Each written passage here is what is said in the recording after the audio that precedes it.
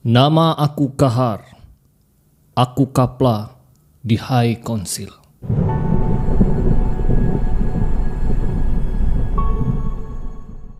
Assalamualaikum warahmatullahi wabarakatuh dan salam sejahtera. Selamat datang ke channel Alip Bosku. Baiklah, channel ini banyak menyediakan video-video yang menarik, jadi jangan lupa untuk subscribe dan tekan butang loceng untuk update video-video yang terbaru. So guys, video kali ini saya ingin ceritakan atau bincangkan tentang High Council. Isteri saya tanya, betul ke ni? Ya, budaya di High Council ni berlaku di asrama lelaki. So, saya sebagai bekas pelajar asrama, saya boleh katakan not 100% apa yang berlaku di High Council tu berlaku di alam reality. Not okay, tidak semua. Kita tahulah High Council ni sekarang sudah famous kan di Astro. So, banyak orang bincangkan, banyak orang perkatakan benda ni betul ke tidak. So, saya boleh katakan not 100% lah. Dan saya suka tonton drama ni sebab ia mengimbas semula kenangan saya ketika tinggal di asrama. Okey, contohnya Kapla. Kapla ni ketua lah. Kalau di asrama tempat saya dulu, ketua dom. Untuk mencari ketua dom ni, Kapla tidaklah sampai perlu manifesto apa bertanding, semua tidak ada. Untuk Kapla dilantik oleh ketua warden tempat saya dululah. Dan dia mestilah seorang yang berkepimpinan dan seorang yang tegas. Kebiasaan begitulah, tidaklah mesti kau kuat bertumbuk, oh matilah ya. Susahlah begitu ya. Tapi tidak tahulah budaya asrama yang lain. Kemungkinan lah setiap asrama dia ada budaya tersendiri ya. Kalau macam gelaran ayam ya, ayam apa semua memang betul ada gelaran. Tapi kalau di asrama saya dulu, dia lebih kepada gelaran nama bapa. Ya, dorang panggil nama bapa. Contohnya, nama bapa saya Dahlan. So, mereka kaitkan dengan sabun ekonomi handalan. Jadi, dorang panggil saya Sabun. Sabun. Jadi, sebenarnya dorang kutuk nama bapa kita ya. Tapi itulah dorang gunakan gelaran ekonomi handalan. Nama bapa saya Dahlan. Jadi, dorang panggil saya Sabun. Macam kawan saya ada namanya Esok. Nama bapa dia Esong. Jadi, ada stesen minyak Esok. So, dia panggil minyak. Si minyak, maksudnya ikut nama bapa. Begitu juga ada satu kawan saya nama jenama Tong Sampah. So orang panggil dia Tong Sampah. Ya susah lah. Dulu banyak gunakan gelaran nama bapa. Sampai sekarang pun kalau saya jumpa kawan lama saya akan panggil nama bapa diorang. Ya, gelaran nama bapa. So kita lupa nama orang sebenar. Ya, kita selalu sebut nama bapa diorang kan. Okey, itu gelaran nama. Jibam. Jibam ni contohnya kau bagi tahu rahsia apa yang berlaku dengan kejadian di asrama, kau bagi tahu warden. Itu jibam lah. Dan siapa yang jibam, okey, siapa yang pecah rahsia, kau akan dipulau di asrama tu. Contoh kau pecah rahsia, ada murid bergaduh. So murid yang buat laporan tu akan dipulau guys. Tidak ada siapa yang boleh kawan dengan kau. Termasuklah seandainya ada kawan lain yang cuba berkawan dengan dia, dengan sekali kawannya itu pun kena pulau. So itu dipanggil jibam lah ya. Okey, tentang manifesto. Okey, manifesto tidaklah ada macam pertandingan kau mesti gini. Cuma sekiranya ada perselisihan faham di antara pelajar, contohnya macam dorang nak bergaduh ke kan, memang akan ada manifesto. Dorang akan ada, kalau tempat saya dipanggil bejap lah. So mereka akan dibagi satu bilik untuk bergaduh. So video kali ini saya ingin cerita macam mana saya terlibat dengan manifesto. Okey, kejadiannya berlaku kepada saya. Saya ada rakan sekelas saya. Okey, satu kelas saya, rakan seasrama saya lah. Ya.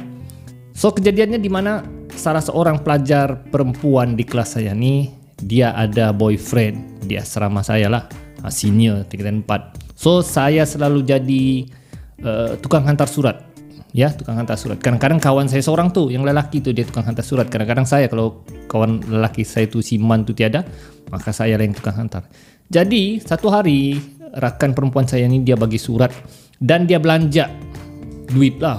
Dulu duit belanja makan kalau budak asrama, memang kau menang sudahlah. Jadi si kawan saya ni, kawan satu ni, dia jealous lah, dia tidak dapat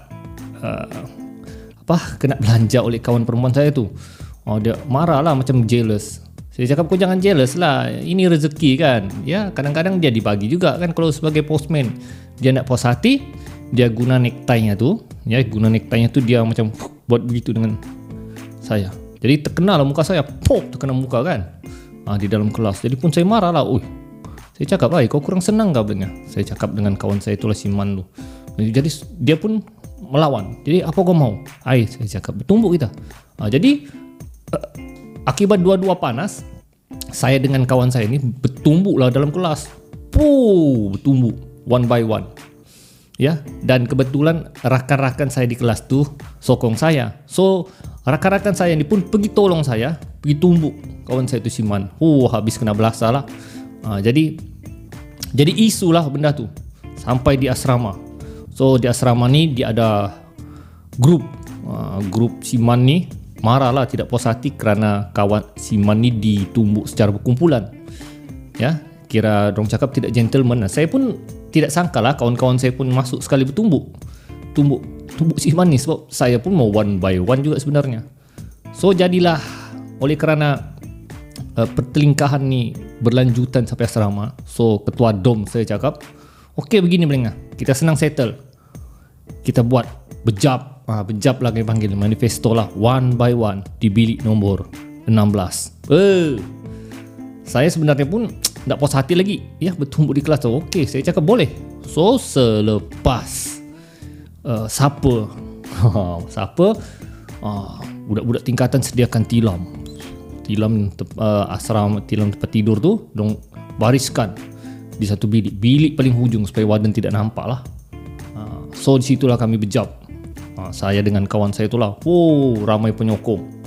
Ya, saya dalam hati saya sudah tidak takut masa tu. Saya agak marah juga, ya, masih tidak berpuas hati dengan apa yang berlaku, ya. Jadi semua masing-masing ada penyokong lah, ada penyokong saya, ada penyokong si Man tu. Jadi apalagi bertumbuk lah. Dan peraturan jangan tumbuk di muka itu betul. Sebab nanti kalau ditanya kenapa biru, kenapa lebam kan. Kalau badan lebam tidak apa-apa, boleh sembunyi baju sekolah. Tapi kalau muka, habis memang kedapatan warden lah. Memang kena gantung. Kalau tak kena gantung, kena buang asrama. Jadi peraturan jangan pukul di bagian muka. Jadi apalagi tumbuk lah, pum. Memang teruk lah, memang syok lah masa tu, ya. Dan ada beberapa kali lah bertumbuk, bergelut. Akhirnya saya hampir kalah. Saya kena kunci. Orang tahu lah kau kena kunci tu kan. Kalau MMA itu kunci, leher saya kena kunci dengan kaki. Hingga saya sukar untuk bernapas. Saya cakap, confirm saya kalah lah ni. Jadi kebetulan saya nampak jari kawan saya tu, ibu jari kakinya bekas tercabut. Kirakan kau kuku tercabut tu kan, tapi dia tidak tercabut lah, dia masih pasang, dia tekan-tekan gitu je lah, ya. Jadi saya nampak kuku kaki yang tercabut. Jadi saya cakap saya sudah tidak bernapas. Saya cakap confirm kalah ni. Jadi oleh kerana saya nampak kuku kaki mau tercabut, saya selak kukunya tu, saya buka. Dia yang tengah kunci leher saya ni terbuka, terus dia tiup kaki. Aduh, cop, dia minta cop. Saya mana ada cop, saya pop, balon habis-habisan lah. Sampai dia sendiri yang dia nak peduli sudah saya tumbuk kepala dia, ya, badan dia tengah tiup kaki dia sebab saya cabut kuku kaki dia kan.